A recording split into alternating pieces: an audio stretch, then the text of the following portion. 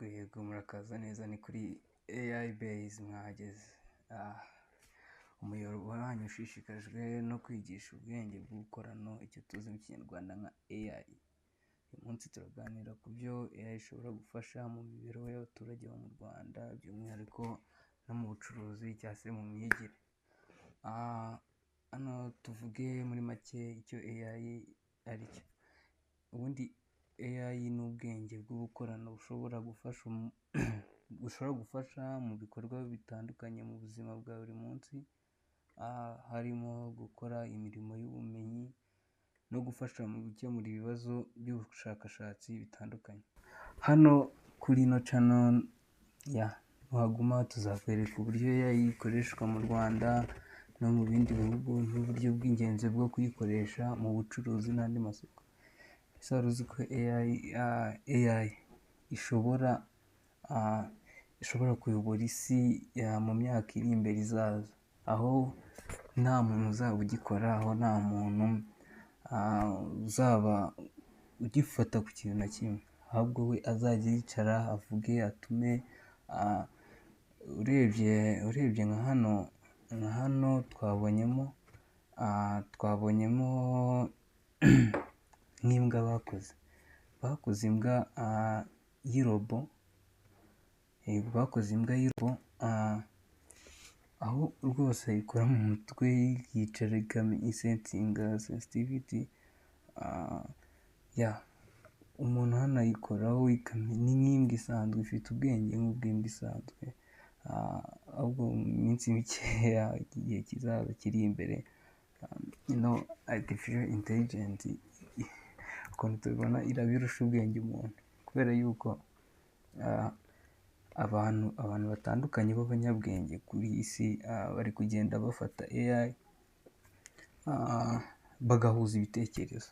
Ibaze ahantu abantu miliyoni cyangwa se abantu barenga miliyoni aho bari guhuza ibitekerezo ikintu bakora. Nka hano iri gukina chess. Hano ukora mashini ubwawe, mukaba mwakinana chess, ntabwo bigikeneye ko uri kumwe n'undi muntu n'inshuti yawe cyangwa se iki. Wowe ukora system ukayiha ubwenge bukorano cyangwa se buhangano, mukikinira rwose, mukikinira, kandi iragutsinda, nta nubwo wapfa kuyitsinda, kandi nawe ushobora kuyitsinda. Gusa mu minsi iri imbere byo izakomeza kurwana. Gusa ni channel ni nshyashya, gusa nimukomeza tuzagenda tureba hamwe uko AI ikora, ku buryo ibyaza umusaruro, kandi ahanini tuzibanda no ku maproje. Tuzajya dukora amaproject natwe ubwacu twikora ama AI. Ibyiza wajya upininga muri cyangwa se wajya commentinga, ukavuga ati nshaka kubona iki kintu uburyo gikora, nshaka kumenya iki n'iki, ubutaha nkaza nyikubwira rwose. Udatinze, ino AI ishobora kwifashishwa mu buzima bwacu bwa buri munsi nk'abanyarwanda cyangwa iki, aho ishobora kukwigisha cyangwa se ikigisha umwana wawe. Reba nk'ingi iri kwigisha umwana kubyina, imagine, ikigisha abana kubyina cyangwa se ikigisha abantu bose kubyina. Ishobora kubyina traditionnel, nk'ino robotics. Gusa hano dufite n'indi robotics nayo ishobora kumenya amasaha ukeneyeho ya breakfast cyangwa se amazi. Ushobora no kuyibwira ati mpereza amazi, ikayaguha rwose, ikayafungura, ikayavoma, ikayaguha mu gikombe, and then warangiza kunywa ukaba wanayibwira ati yakira, ikamenya ibyo ushatse kuyibwira, igahita igafata igikombe ikagisubiza muri place yacyo.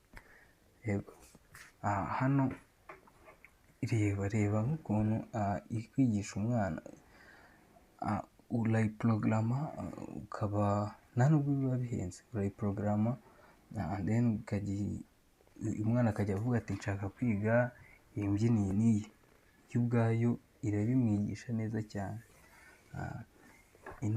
ino artificial intelligent nyine ni intelligent kabisa. Ariko hano dushobora kwifashisha n'uburyo bw'ama website hari website cyangwa se software yitwa ChatGPT, aho ishobora gukoreshwa uyibaza buri kintu cyose.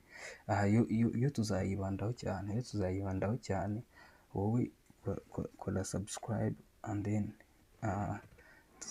tuzakomeza tuvugana cyane kabisa, nkungura ubumenyi utari uzi, kuko ngiye maze imyaka 2 ndi kwiga kuri ino artificial intelligent. Nunkundira tukabana uzamenya byinshi kandi ndabyizeye. Okay, wenda artificial intelligence ikindi kintu ishobora kudufasha, icya mbere twabonye ni ukufasha mu myigishirize y'abana bawe, ikaba yabakoresha homework, ikaba yabakoresha iki, ariko nawe ishobora kukuganiriza ikakumara irungu. Ishobora gukoreshwa mu nganda, aho nta muntu uyibwirije yakora ibintu. Ishobora gukoreshwa mu rugo, aho buri kintu cyose ukeneye, iyo ishobora guhita ikimenya bitewe n'ibyo yigishije. Ukajya uyibwira ati nujya ubona izuba rivuye directly, ujye upfuka ibi n'ibi. Urugero ushobora nko kuba wenda washyize nk'ibintu hanze bishobora kwicwa n'izuba, ukaba wayibwira ati izuba niriva igiti bipfuka cyane rwose, ukoresheje kava runaka wayihaye. Cyangwa ukayibwira ati imvura ntigigwa. Wenda tuvuge nko mu muco wacu nk'Abanyarwanda, tujya twanika ibigori mu gihe cy'isarura, ibishyimbo, iki. Ushobora nko kuyibwira ati imvura ntigwa, ubonye igiye kugwa ujye uhita utwikira ibishyimbo. Cyane rwose birashoboka kandi ntabwo bikaze, biba bihendutse cyane. Ugize n'amatsiko yo kumenya kubikora cyangwa se ubishaka ko umuntu yabigukorera, nabyo wabimbwira muri comment idahari.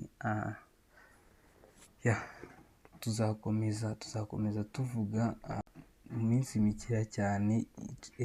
Artificial intelligence uyimenye nk'uwayikoze. Murakoze cyane kuba mwakurikiranye iyi video. Niba wifuza kumenya byinshi kuri AI nuko ikoreshwa mu buzima bwacu bwa buri munsi, ntuzibagirwe gusura channel yacu no kwiyandikisha ukanda kuri subscribe. Iyo ukanze kuri subscribe uba wiyandikishije. Turateganya gukora andi mashusho mu minsi mikeya cyane. Don't hano tuzajya dukoresha ikinyarwanda cyinshi kabisa, uburyo uzagenda ukakimenya, ukamenya AI icyo ari cyo.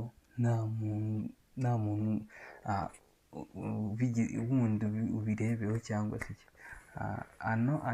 amasomo ngiye nzajya mbaha, nishyuraga amafaranga menshi, ariko mwebwe nta mafaranga mbishyuje. Icyo mbishyuje gusa, kora subscribe aho hasi.